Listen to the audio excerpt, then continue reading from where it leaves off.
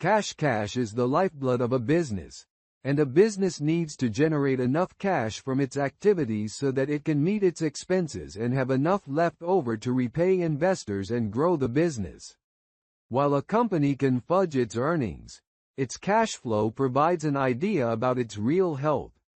Cash is king. By generating enough cash, a business can meet its everyday business needs and avoid taking on debt. That way, the business has more control over its activities. In a situation in which a business has to take on debt to meet its expenses, it is likely that its debtors will have a say in how the business is run. If they have contrary opinions to the management's, that could be an impediment to the way management executes its vision for the business. Without generating adequate cash to meet its needs, a business will find it difficult to conduct routine activities such as paying suppliers, buying raw materials, and paying its employees, let alone making investments.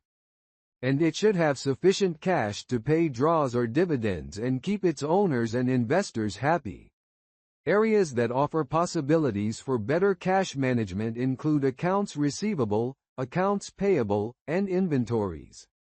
If a company were to grant credit indiscriminately, without ascertaining the creditworthiness of its customers, and not follow up on tardy payments, that would lead to a slower and smaller inflow of cash, as well as unpaid bills.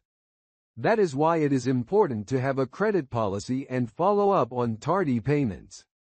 On the other hand, when it comes to accounts payable, while you don't want to pay early unless discounts are offered, you also don't want to be tardy.